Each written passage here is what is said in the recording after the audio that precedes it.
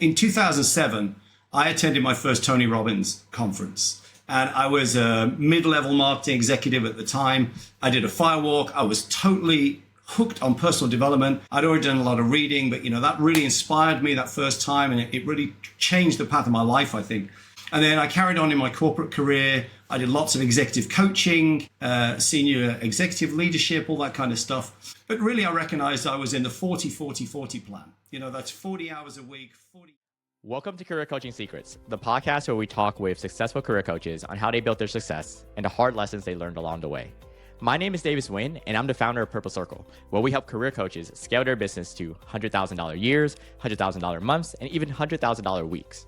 Before Purple Circle, I've grown several 7- and 8-figure career coaching businesses myself, and have been a consultant at 2 career coaching businesses that are doing over $100 million each. Whether you're an established coach or building your practice for the first time, you'll discover the secrets to elevating your coaching business.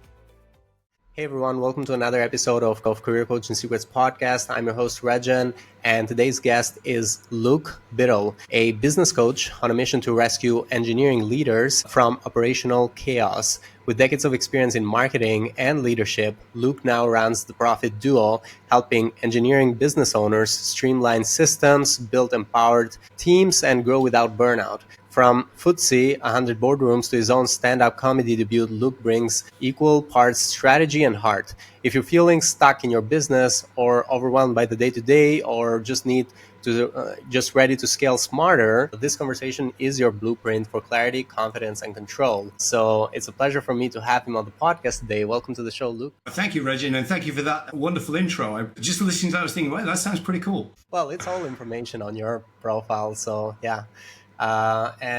Luke, I wanted to understand this. You are very niche compared to most people that I interview. So you're focused on engineering business owners, so engineers that have their own business. How did this get started? Like, what inspired you to become a coach, start your own business, and go this niche? Wow. Well, which version do I give you? I think if we got the long version, then like in 2007, I attended my first Tony Robbins conference. And I was a mid-level marketing executive at the time. I did a firewalk. I was totally hooked on personal development. I'd already done a lot of reading, but that really inspired me that first time. And it really changed the path of my life, I think. And then I carried on in my corporate career. I did lots of executive coaching, senior executive leadership, all that kind of stuff. But really, I recognized I was in the 40-40-40 plan. That's 40 hours a week, 40 years, and 40% of your salary when you finish, which is what most jobs are really. And I kind of wanted something more, but I didn't know how to get there, and I often felt I'm creating millions in revenue for somebody else. I would love to do it for myself. And people always say, oh, why don't you work for yourself? But I didn't know how to cross that chasm, if you like. And then during COVID, I was working from home and I got a call from my boss, and I just knew something was different about the call. You get those phone calls where it's like, uh-oh, something's different. And he said to me, Luke, the world's changing, the business is changing, and your role is changing. Like that 25 years marketing career, just over. And I was very tied to my identity as an employee, and I didn't know what to do. I just couldn't really make sense of it. And I love running, so I just went straight out the door and just started running. And it was pouring with rain, and I'm running in the rain, and I'm just thinking, oh my God, what am I going to do? This is the worst day of my life. And as I'm thinking that, I was thinking about my wife's worst day. She'd shared with me, which was that her father, who ran a contracting company, electrical contracting company, he worked so hard that he had a heart attack and a quadruple bypass, and she thought he was going to die. And, that was a big moment for her. And as I thought about that moment that was the worst moment for her, I kind of realized that the reason why he had that quadruple bypass is because he was what I call now a hero Pete. His name's Pete. He's just that guy who does everything in the business. Like, he solves this problem and that problem. Oh, Pete, there's got a problem with this. Oh, let me solve it. Pete, we got a problem with this. Let me solve it. And in every business, there's somebody, usually the owner, who's the hero Pete. And whatever it takes, whatever the hours are, when everyone else has gone home, hero Pete's still there. He's working at the weekend. He's checking his phone. He's checking his email. And he's driving himself into the ground while he's missing out on the best parts of his life. Why did he want to build a business in the first place? So many times, people like Pete, they start to build a dream business and they end up in a nightmare. And I wonder to myself, how many hero Pete's are out there who don't know what to do next? They don't know who to turn to, and they are driving themselves away from their family, away from their health. And in that moment, I just thought, I know what I'm going to do. And I decided that I was going to turn the worst day of my life into the best day of my life by deciding I was finally going to follow my dream of being a business coach. And after that, I knew I couldn't do it on my own. I needed training. I needed a structure. I needed a system. And I found an amazing business coach academy and I joined them. And I was all in. I did all of Tony Robbins events all over again. And so I just pushed everything into becoming the best version of myself so that all of my skills and experience, coupled with actually understanding the skill of coaching, could help me to release hero Pete's all over the world from the positions that they were putting themselves in. And that's how I got started. But why is it specific to engineers? So engineering, my original, I did 2 degrees when I was at university. I did commerce. I love marketing and commerce. I also did an engineering degree. And my main career was in the construction industry, but a lot of technical products and tools. So I've worked with people in the construction industry. I've worked in the property industry. I've worked with, services industries. But right now, I believe that because I live in the West Midlands, it's a great opportunity to support engineering leaders. And, for any coaches out there that are broad spectrum coaches, it can be a challenge because, of course, if you're a heart-centered coach, you want to help as many people as possible.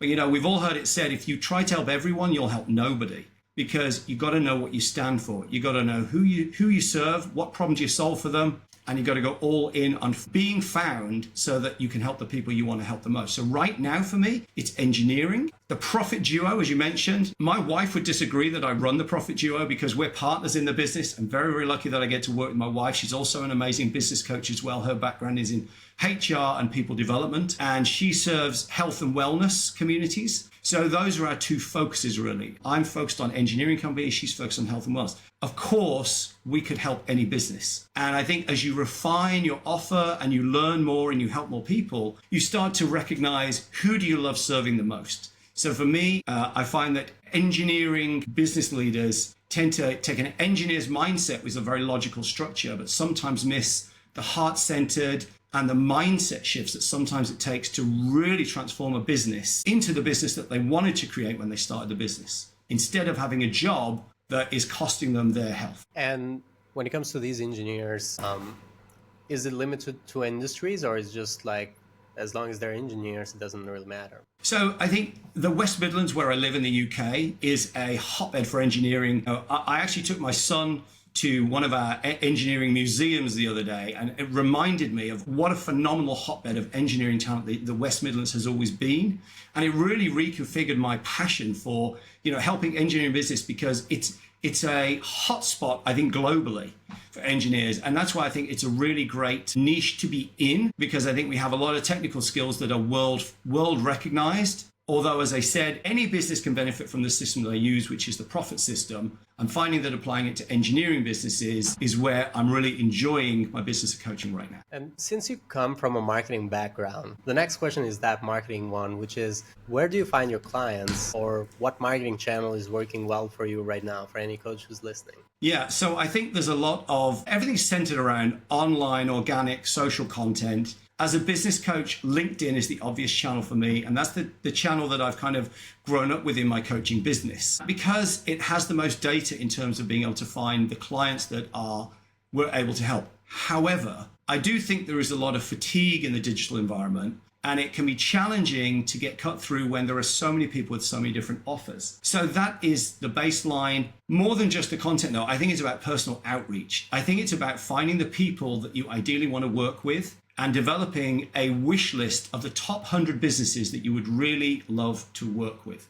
Whoever that is for you. It might be a bit like if you were trying to get a job, you'd think, who are the 100 companies that I want to work for? And using personal outreach to create a conversation and come from a place of, I want to understand your unique challenges so that I can help you. Because there's so much automation and the use of generative AI and tech in marketing these days. How do we create an authentic connection and really understand the client? Because you've really got to love your clients to serve your clients. And that's how I think as coaches, we create raving fans so that our clients do the work for us with referrals and recommendations, so that not everything is sat in front of a keyboard being a screen jockey trying to do thousands of outreach giving the same message. So I think personalization, hyper-personalization, if we could do it to a defined audience, is a way to get clients that really serve you in the way that you want to serve them. So the majority is coming from LinkedIn, and the LinkedIn efforts are in the content side and on the outreach side.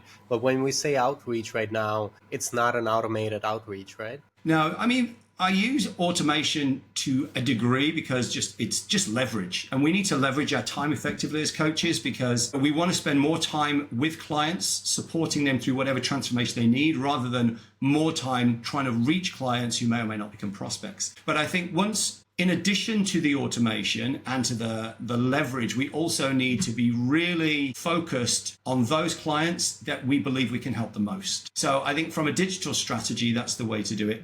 From my own personal experience, on top of that, I've actually found that when I meet people IRL, as the kids say, in real life, in networking environments, when I'm doing speaking gigs, that's when I really connect with people. And it might be something that I've said that just causes a level of insight in somebody that they might want to ask a question. And then we can dig into, okay, so what's really going on? Because people will think they want something quite often. I think as coaches, people come to us for a transactional requirement, and we need to recognize that's what they want, but also know what is the transformational requirement that they need so that we can also serve them with that as well. And for me, in person works the best. So I like to do in-person workshops and speaking events and networking because I often find that those connections are the ones that create the best fit with a client. Absolutely. And are you currently only trying to target your area around England, not going across the country? So my focus is on the UK. However, I have clients in 3 continents. So I have a few clients in the US. I think culturally, I kind of grew up on BMXs and skateboard and bubblegum pop and MTV. I have a great affinity with the American culture. And I think probably spending a lot of time around Tony Robbins means that I have good rapport and I think understanding of the challenges of the US market. So I really enjoy working with American clients as well. I haven't looked at Australia at this time. So those are really the key markets. And I don't feel I've reached saturation yet. There's a lot more people to help. When it comes to Tony Robbins, so how is that? I believe it's a sort of engagement to go to the seminars, right? Yeah, so I started actually attending all of Tony's seminars and being inspired and transforming myself. Then I started crewing for Tony's events years ago. And then I've now become a senior leader for Tony's organization. So I actually help to run the events, all of Tony's events, and to train the next leadership generation. And being in that environment, proximity is power. The people who show up and want to support Tony in his mission to end suffering are the people who are always looking for the next level. And when you surround yourself with great people that inspire you, you can't help but be drawn towards a brighter future. One of the reasons why people suffer is because they don't feel they have a compelling future because they don't have anyone surrounding them that's helping them on the journey. And I think that's the role that coaches play effectively well, giving them a third eye perspective and holding them to account to the things that they need to focus on the most. That's interesting. In Albania, we have an expression which is like, tell me who you're spending your time with, I'll tell you who you are.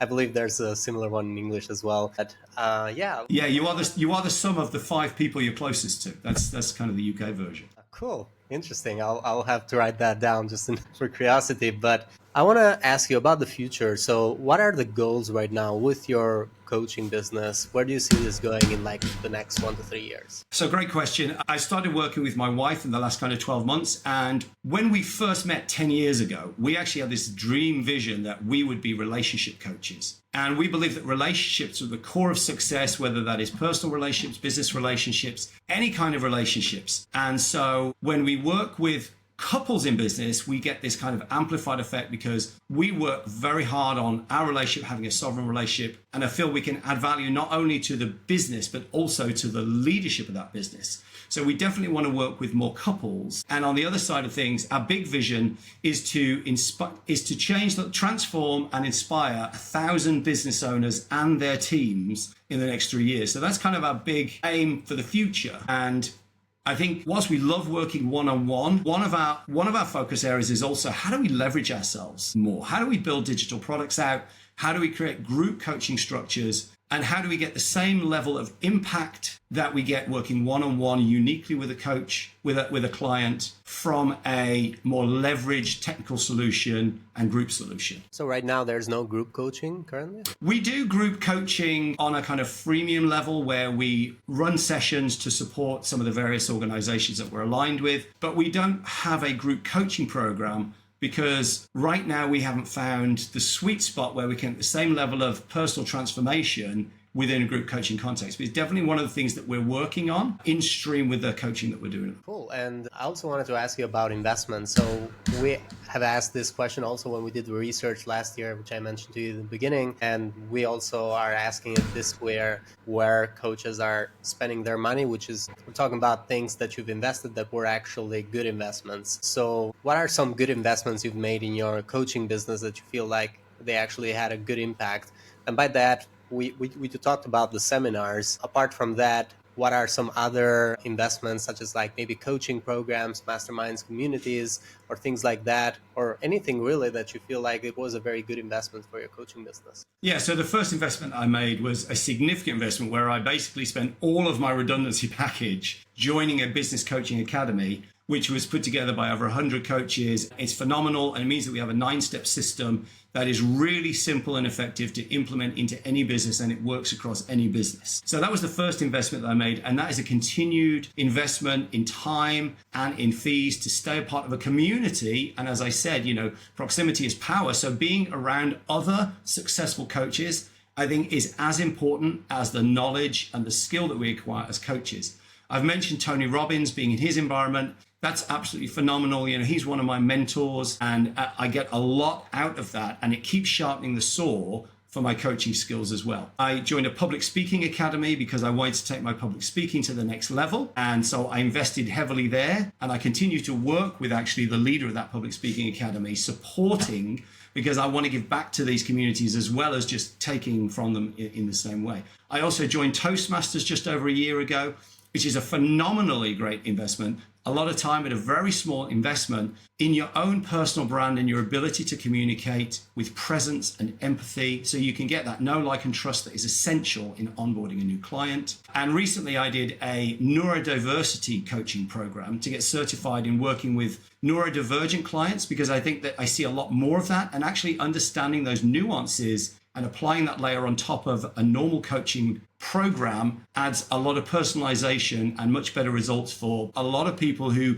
perhaps wouldn't be able to follow a normalized coaching structure. You mentioned Toastmasters. Just from my curiosity, and anyone's listening who is not very informed on what that does, I don't know much about it. So how does that work? So Toastmasters is the world's largest leadership organization. What they are most known for is helping people to be better public speakers. Because, of course, if you want to be a great leader, you've got to be a great communicator, and you've got to move from communicating one-to-one to one-to-many. So Toastmasters has bi-weekly meetings where people in a local community, and there are a ton of them across the UK and Ireland, also across the world, very, very big in the USA, and I think in Australia as well. And you go along, and it's a very structured meeting, so we learn structure. We have a lot of process that keeps things moving right. But the biggest thing about Toastmasters is the feedback. It is an organization that thrives on feedback. So whenever you go, even if it's your first time and you last 30 seconds and you're really nervous, people are going to share with you what you did great. They're going to share with you what you could do even better next time. It is a very, very safe environment. And here's the question that I ask is, when is the best time to prepare for a very important business meeting you got to give at work or in your business? Is it A, the night before at 2 a.m. because you didn't practice it? Or is it B, every 2 weeks in a safe environment with people that you know that you learn from every time you show up? And that's what I think is phenomenal about it, because it gives you a platform to practice and learn at the same time. Thank you. Thank you for sharing that. That is very interesting indeed. And many coaches actually who I've interviewed as well have invested a lot in the improvement of their speaking and their ability to speak to audiences. And as a coach, I think that is a very good investment. Cool. I also wanted to ask you, just to dive a little bit deeper into your program for any engineer who's listening. How does that work? So how do your offers work or your programs work for anyone who wants to join? Yeah, sure. So we provide one-on-one coaching, and we use something that's called the Profit System. And essentially, it's 3 pillars, which breaks into 9 different component parts. We start with an audit of the business to see where the gaps are. And then we look at building the vision, because without a vision, the people perish. And the thing is, a lot of business owners that we see, they got a great business, they're going great guns, and all of the businesses focus on these transactional elements, and the team are focused on targets, but not a purpose and a mission. So the vision layer is all about setting the vision, mission, and values of the organization. It's about setting the planning time frame, and it's about getting to a 90-day planning cycle with a long-term planning framework. Once we cover the vision pillar, then we move up to the value pillar, and this is about growing the value at the right time. A lot of times business owners will try to grow too quickly, or they burn through too much cash, they have cash flow challenges, they don't measure and monitor their marketing, so they don't end up getting a repeatable, sustainable cash flow and revenue growth. And then it's about putting in the systems. Once you put in the value, that's velocity. So how fast the business grows. Once we put that pillar in, then we look at the value by looking at how do we measure the results? How do we set targets? How do we have financial controls in place? How do we grow our leadership team? How do we create a culture so that the business then becomes a valuable asset instead of a job? And that's one that a business owner can then sell or move away from with somebody else running the business, and it continues to grow even when they're not there. Cool. Thank you. Thank you for sharing all of that. And what is the challenge right now with your coaching business we're trying to solve for next? So I think it's about that impact. We love working with clients. We absolutely love it when we get transformational shifts that create the results that our clients want in their business. But I think it's how do we impact more business owners more quickly without reducing the effectiveness and the efficiency of the way that we coach our program. And that's something that we spend a lot of time thinking about, because we don't just want to go to a digital only route, and we don't want to go to a mastermind where people just get the same information, because what we believe is there's plenty of content out there, but people won't pay you for content. They'll pay you for context. And context comes down to that individual and the challenge that they have and their mindset towards it. The same thing said a different way. We can give people all the information that they want, but if we don't help them on the implementation and the accountability, then it's all for nothing. So I think it's how do we help more people by leveraging our skills and resources to create more impact to more business owners' lives. Is it right now just you as a coach, or do you have also other coaches in your team that do the one-on-one coaching? So as I mentioned, my beautiful and talented wife, Sarah, she is also a Profit Duo coach. So it's the two of us together. And sometimes we coach clients individually, and sometimes we work together. So when we're working with a larger business, an enterprise level, we do executive coaching, and we will work across the teams, and we'll work one-on-one with the individuals in the team. We'll work as a group with the team, and we'll work with a business leader as well. So that's the area where we are finding that we can have impact in group sessions when we know the business already, and we're coaching people from across the team to give them more effectiveness. Yeah. So what I was thinking is one way to scale while maintaining the one-on-one is basically to have more coaches within your business that you could take more clients on doing one-on-one still. That's one thing that I was thinking of. Obviously, the next one would be like more, either do smaller groups with more coaches if you hire more, and then eventually, I think that's one of the only ways, unless you do all group coaching. Or what we've seen, especially with us in my consulting offer, we have many coaches that are working as contractor for us. So not full-time employees, but they're working as contractors depending on the clients that they take on. And there's a lot of coaches that are working, even that I've interviewed in this podcast, that are working as contractors for other companies such as yours that could do that. So basically they don't like to do the marketing and sales themselves, but they like to do the coaching. So they find a company where they can just do the coaching. That is also one way to look at it. And it's also a challenge that we've noticed that a lot of coaches find struggle in getting another coach in their business because, well, it's not that they feel like I'm the only one who can coach this way, but it's just that they want to make sure that the clients do get the results that they would have gotten working with them directly. So that is always a mindset shift that is required to do that. I don't know if you feel that way or not. No, that's a great suggestion. It's not one that I thought about because I guess timing is everything, particularly as they say in comedy, which I've learned recently. But I think it's about when is the right time to bring on another coach. And it's having that level of asset utilization in your business where you know that your bottleneck is resource rather than leads. And I think that, like all coaches, we all want to get more leads, but we want to get the right leads. I mean, I remember, I'm sure a lot of coaches will resonate with this. You start off, you'll take any client, like a homeless guy on the street. Hey, can I coach you?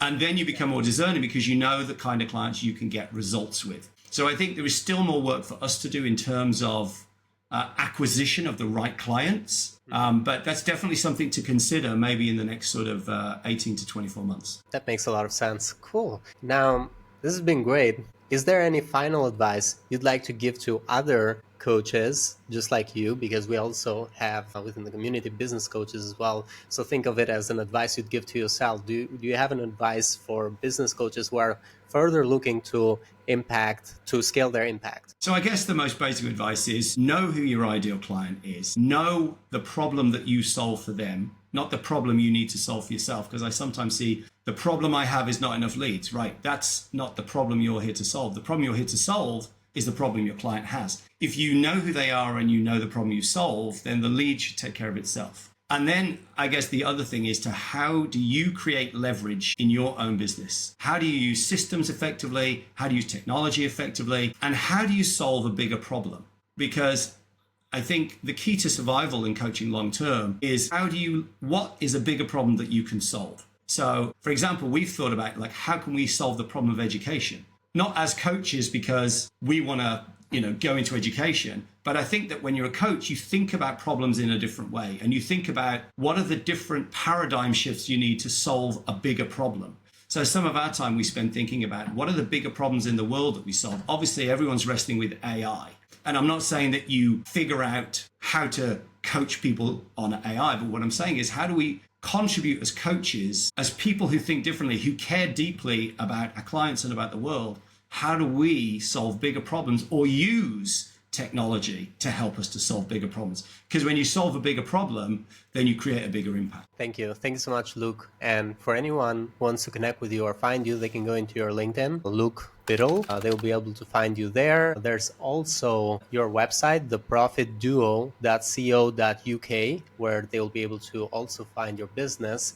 Is there any other way that people could reach out to you if they needed to? Well, we have email addresses. It's luke@theprofitduo.co.uk and sarah@theprofitduo.co.uk. We're also on LinkedIn. We're also on Facebook, if anybody uses those platforms anymore. And it's at Luke Biddle and at Sarah Biddle. And, we'd love to hear from anybody. We just love to have conversations. And if we can share one insight that leads to somebody having a shift in thinking or a transformation, that is enough. Even if we don't get to work with them, if we can give value, then we know that that's a part of our bigger mission. Thank you. Thank you so much for coming today. You're welcome. Thanks for having me, Regan. That's it for this episode of Career Coaching Secrets. If you enjoyed this conversation, you can subscribe on YouTube, Spotify, Apple Podcasts, or wherever you're listening to this episode to catch future episodes. This podcast was brought to you by Purple Circle, where we help career coaches scale their business to $100,000 years, $100,000 months, or even $100,000 weeks, all without burning out and making sure that you're making the impact and having the life that you want. To learn more about our community and how we can help you, visit joinpurplecircle.com.